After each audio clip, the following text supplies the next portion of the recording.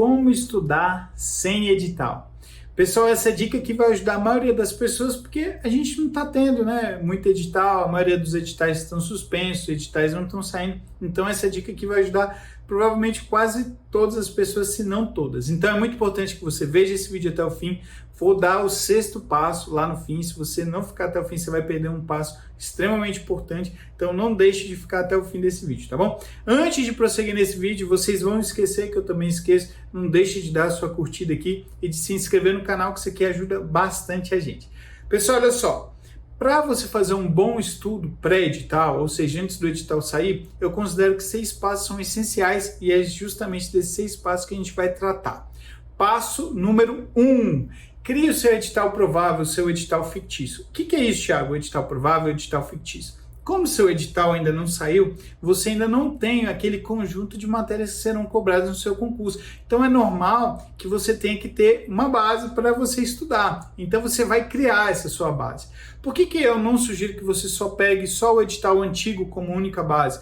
Porque assim, o edital antigo ele traz um bom norte, mas ele é um norte, tá? Ele não vai poder te limitar só aquilo você fazer. Por quê? Às vezes seu concurso já saiu há muito tempo, às vezes seu concurso aí saiu, já tem vários anos e algumas coisas podem ter mudado, tá? Então é importante que além do edital anterior, além do edital, o último edital do seu concurso, você pegue também editais de concursos afins, concursos semelhantes que saíram aí de forma mais recente, tá? Então, por exemplo, você está estudando lá para policial legislativo do Senado, então você pega aquele edital como base lá e tal, mas você pode pegar também editais afins, por exemplo, de policial legislativo da Câmara, ou algum outro concurso mais recente aí que saiu dessa área policial que tem a ver, e você pode fazer um ajuste. Então você pega aquele edital como base e você faz um ajuste nas matérias que serão cobradas, né? Até porque você tem legislações defasadas, né? Por exemplo, a gente tem uma nova lei de abuso de autoridade, a gente tem que fazer esses ajustes na legislação e tudo, e os novos concursos também eles trazem um bom norte para esses ajustes, tá? Então o primeiro passo é você criar o edital provável, mas não pegando apenas o edital anterior como base, mas pegando ele como base, mas também fazendo esses ajustes necessários a partir de cargos que saíram aí de forma mais recente, tá? Esse é o passo número 1. Passo número 2, você tem que definir o que você vai estudar de cada matéria. Aqui é algo muito simples, mas extremamente importante. Às vezes a pessoa começa assim, vou estudar Direito Constitucional, um livro, vou estudar um livro capa a capa, e sai lendo o livro, a pessoa não se programou. Quando ela vai para a outra matéria, ou ali ela está particionando e tal, está estudando matérias e as coisas não começam a progredir, então quando ela vai progredindo ali, estudando outras matérias, ela vê que o tempo não vai dar. Então assim, é importante que você tenha aqui estratégia para escolher um material não tão longo, um material assim que vai direto ao ponto, né? Então esses PDFs de cursinho realmente acaba sendo uma fonte muito boa, a sinopse acaba sendo uma fonte muito boa também, dependendo do concurso. Então é importante que aqui você escolha um material objetivo e direto ao ponto, tá? Então o passo número 2 é você listar qual material você vai usar para cada uma das matérias. Outra coisa extremamente importante aqui é que você defina matéria por matéria, porque nem sempre você vai usar o mesmo material para todas as matérias. Então você pode definir assim: português, eu vou usar videoaulas e vou usar exercício do que concurso. Informática, eu vou usar videoaulas.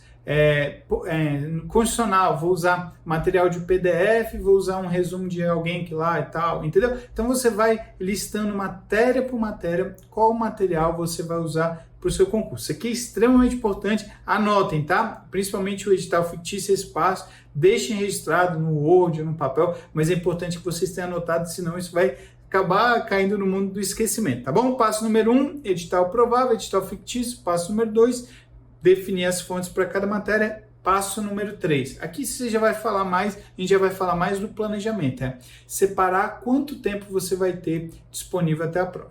Então, olha só, como você vai saber quanto tempo você tem disponível até a prova? Você vai fazer o seguinte cálculo. Por exemplo, se você tem ali... Primeira coisa que você precisa é chutar uma data de prova. Thiago, eu não sei, meu concurso pode ser qualquer data. Não importa.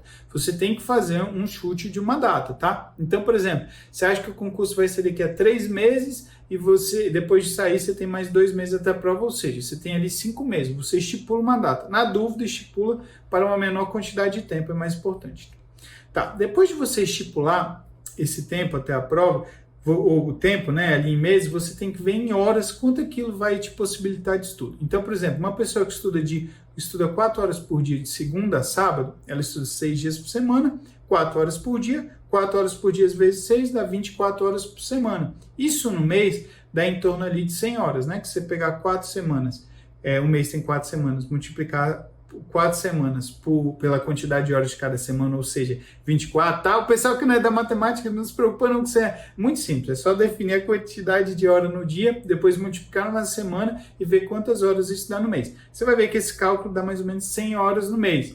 E aí, se você pegar ali por 5 meses, então você vai ter em torno ali de 500 horas. Isso é bastante importante, tá? Calcula a quantidade de horas, porque esse é o seu passo, o passo número 3, separar quanto tempo você vai ter disponível. Depois disso, o passo número 4 é muito óbvio depois do passo número 3. É você pegar esse tempo e distribuir quanto tempo você vai destinar para cada matéria. Aqui é extremamente importante, porque quando você não destina quanto tempo você tem para cada matéria, você cai num grande perigo. O perigo, por exemplo, de uma pessoa que está estudando ali constitucional e ela quer ler o livro do Pedro Lenza, por exemplo. É um ótimo livro, tá? Não tenho nada contra, gosto muito do livro do Pedro Lenza, mas é um livro, sei lá, de 1.400 páginas, mais ou menos.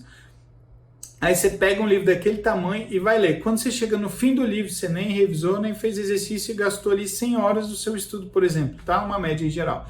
Então, o que aconteceu? Você estudou muito constitucional, mas você não ficou, às vezes, nem bom, né? Porque faltou ali revisar e fazer exercício, e você acabou que perdeu tempo para outras matérias. Então, é muito importante aqui que você distribua e veja quanto tempo você tem para cada matéria, até para ver se aquele material que você escolheu ali no passo 2, se ele realmente está adequado. Então, por exemplo, eu coloquei ali que eu tenho 80 horas para constitucional, 70 para administrativo, 80 para português, 20 para informática, e aí você começa a distribuir quantas horas você tem para cada matéria. Isso aqui é bastante importante, tá, pessoal? Então, olha só, não vamos perder aqui. Passo número 1, criou o edital fictício, as matérias serão cobradas. Número 2, definiu o que estudar de cada matéria. 3, separou o tempo disponível. E o 4 ponto, você jogar esse tempo disponível em cada matéria.